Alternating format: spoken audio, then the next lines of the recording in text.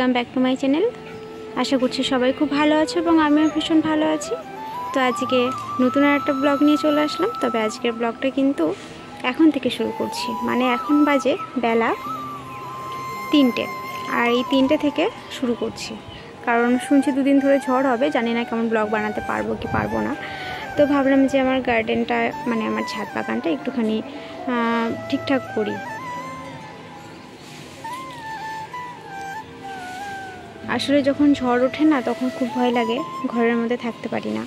যে গাছগুলো হয়তো কোথায় উল্টে পাল্টে গেল, টব মব ভেঙে গেল, গাছটা কোথায় হয়তো উড়ে চলে গেল ছাদ থেকে। তো এরকম একটা টেনশন নিয়ে থাকি। সেই জন্য আর কি এই বেলি ফুলের গাছগুলো এগুলো সব নিচে নামিয়ে দেব। আর ভাবছি এই দিকের এই ইটগুলো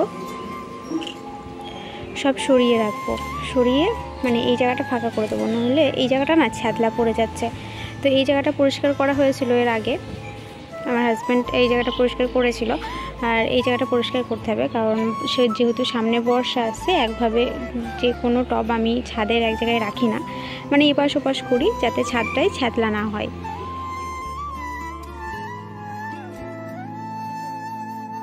এদিকে তো টিভি খোলা মাত্রই ভীষণ ভয় লাগছে। টিভি খোলা মাত্রই বা মোবাইল খোলা মাত্রই ওই একটাই ঝড়, যে রেমাল আসছে তেড়ে। তো যাই হোক, আমার গাছগুলো সুরক্ষার জন্য আজকে গাছগুলোকে সুন্দর করে এক জায়গায় গুছিয়ে রাখবো, বিশেষ করে জবা গাছগুলো।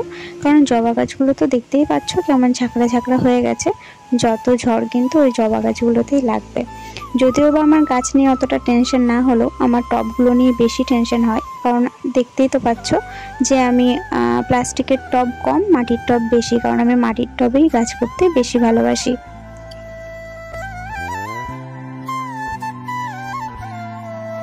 তো গাছগুলো ঠিকঠাক করার আগে এই কোণাটা আমি পরিষ্কার করব, কারণ আজকে থেকেই যেহেতু ঝড়টা আসার কথা, ঝড়ের সাথে সাথে তো বৃষ্টি হবে অনিবার্য, 1 ফোঁটা 2 ফোঁটা হলেও হবে।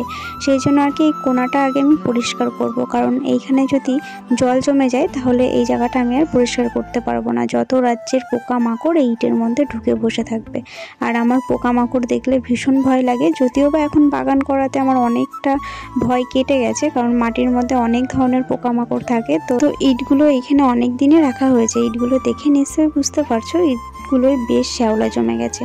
তো ইটগুলো ওখানে আর বেশি দিন ওইভাবে রাখাটাও ঠিক হবে না, তাই আর কি এইখান দিয়ে রেখে দিচ্ছি।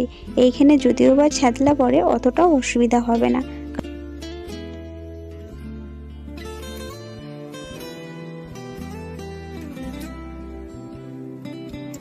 তো এই ইটগুলো যখন আমাদের সিঁড়িঘর করা হয়েছিল তখন আর কি এক্সট্রা থেকে গেছিলো।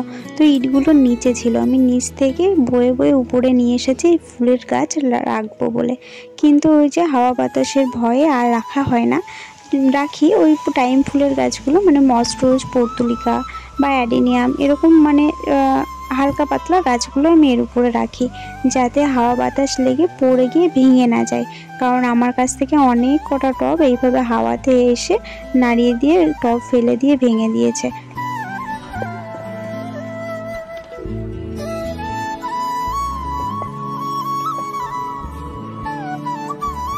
তো এইটুকু করেই রাখলাম। আর এই জায়গাটা এইটা সেট হলো না, চেষ্টা করলাম অনেক মানে সেট করার। আসলে তলার এইখানেও এই জায়গাটা ফাঁকা হয়ে রয়েছে, এই জায়গাটা সেট হয়নি। সেই জন্য আর কি এরকম ফাঁকা হয়ে থাকলে ভয় কি, যে সাপ পোকামাকড়ে বাসা বাঁধবে, এইটাই ভয়, তাছাড়া তেমন কিছু না। আর এইখানে তুলে দিলাম, কারণ এইখানে যদি শ্যাওলা জমে, মানে এখানে যেহেতু ইট দিয়ে করা আছে, এখানে শ্যাওলা জমলেও অতটা অসুবিধা হবে না। যেহেতু সামনে বর্ষা, সেই জন্য ছাদ ক্লিয়ার রাখাই ভালো। এই কোণাটায় নোংরা মাটি, মানে ইটগুলো ছিল, দেখো কত নোংরা মাটি জমেছে, তাই না? তো এই নোংরা মাটিগুলো আমি এখন ঝাঁটা দিয়ে পরিষ্কার করে সুন্দর করে ধুয়ে দেব, তারপরে গাছগুলোকে সুন্দর করে সেট করব। তো চলো। আর আমি ছাদ গোছাতে এসে আরও অগোছালো করে ফেললাম। অ্যাকচুয়ালি আমি খুব একটা গোছাতে আসিনি, কারণ ঝড় উঠবে বলে সমস্ত গাছ এক জায়গায় জড়ো করে রাখবো, মানে সেরকম করে সাজাবো না, এরকম একটা মনোভাব নিয়ে এসেছি। তো দেখা যাক কতদূর কী করা হয়। তবে খুব সুন্দর হাওয়া হচ্ছে। ছাদ যদিও বা পরিষ্কার না করতে পারলেও ওই জায়গাটা করে আমি জল দিয়ে আপাতত ধুয়ে দেবো।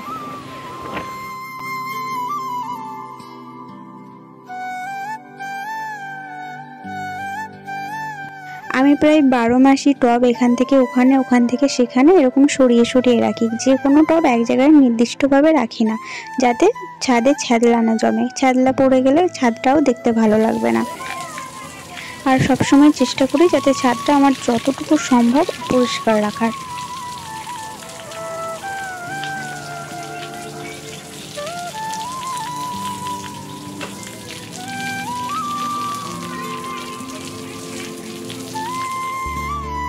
আর যেহেতু এটা আমার নিচের বাগান না, এটা আমার ছাদ বাগান, তাই ছাদ যদি পরিপাটি না থাকে তো ছাদে এসে কিন্তু মনটাও কিন্তু বসানো যায় না। আর ছাদ যদি পরিষ্কার পরিচ্ছন্ন থাকে তখন কতই না ভালো লাগে, তাই না?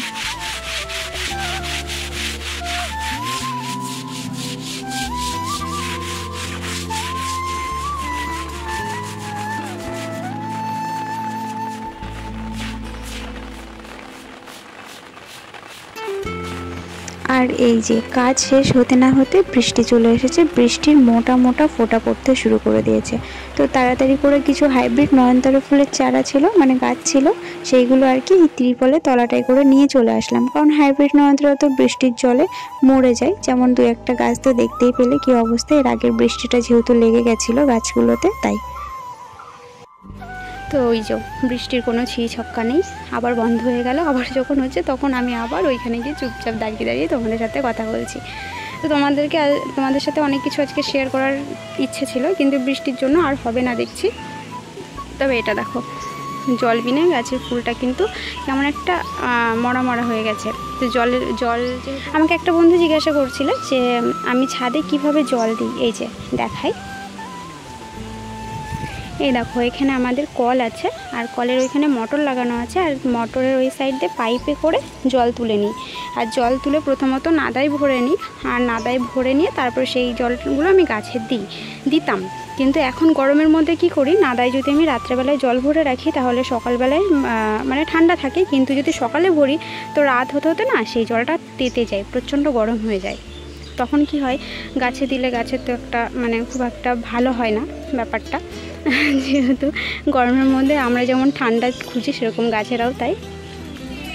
সেই জন্য আর কি আমি এখন ডাইরেক্ট এই পাইপটা লম্বা করে দেওয়া আছে। আগে ছোট পাইপ লাগানো ছিল, এখন এই বড় পাইপটা লাগিয়েছে আমার হাজব্যান্ড। তো এত দূর পর্যন্ত চলে আসে পাইপটা।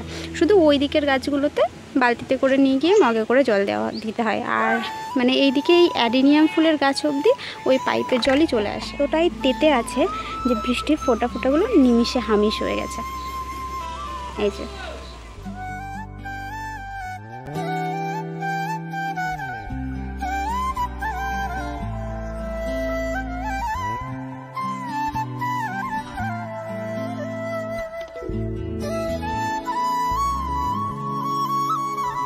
এই দেখো, আমি গত পরশুদিন নার্সারিতে গেছিলাম, আর সেখান থেকে এই একটা ফুলের গাছ এনেছি। জল বিনে ফুলগুলো মরা হয়ে গেছে, তবে এই ফুলের সেন্ট বেলি ফুলকেও হার মানিয়ে দেবে, এত সুন্দর। গেছিলাম লাল টকটকে বাগান বিলাস কালেকশন করবো বলে, কিন্তু পেলাম না, শুধু এই হলুদটাই ছিল। আগে নিয়েছিলাম বাগান বিলাস, সেটা তো দেখেছোই আমার ব্লগগুলোতে।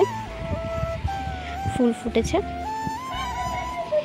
এই যে রানী কালারতে কুড়ি চলে এসেছে।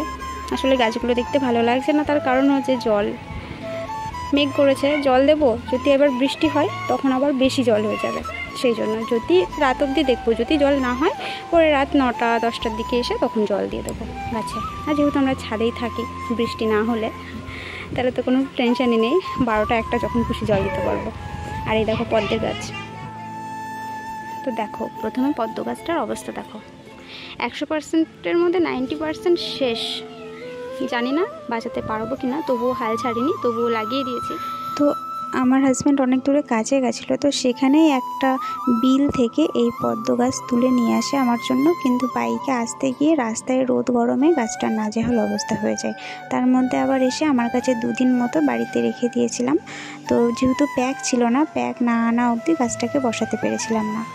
এবার দেখা একটা ফুরুষ ফুলের গাছ। এই যে ফুরুষ ফুলের গাছ, যেটা হচ্ছে পটাশের ঘাটতি আছে, যত সম্ভব এটাকে পটাশ দিতে হবে, খাবার দিতে হবে। অনেকদিন আমি খাবার দিইনি, তো গাছের পাতাগুলো এরকম পুড়ে গেছে। এই বর্ষার মধ্যে এই গাছে খুব সুন্দর ফুল হয়। আমারটা কিন্তু একদম টকটকে লাল। এটা আর একটা কালেকশন করার ইচ্ছা আছে, সেটা হচ্ছে সাদা কালার। আরও 2টো কালার হয়, একটা হচ্ছে গোলাপি, একটা বেগুনি, কিন্তু আমি সাদাটাই শুধু আনবো। তো যাই হোক বন্ধুরা, এই অগুছালো ছাদ বাগানের মধ্য দিয়ে আজকের ব্লগটা আমি শেষ করছি। অফ ক্যামেরায় আমি বাদবাকি কাজগুলো করব, পুরো ছাদটা পরিষ্কার করব আর গাছগুলোকে যতটা সম্ভব সুরক্ষিত রাখার চেষ্টা করব। যদি আমার ভিডিওগুলো তোমাদের ভালো লাগে তাহলে প্লিজ লাইক করো, কমেন্টে লিখে জানিও আর চ্যানেলটিকে সাবস্ক্রাইব করে আমার পাশে থেকো।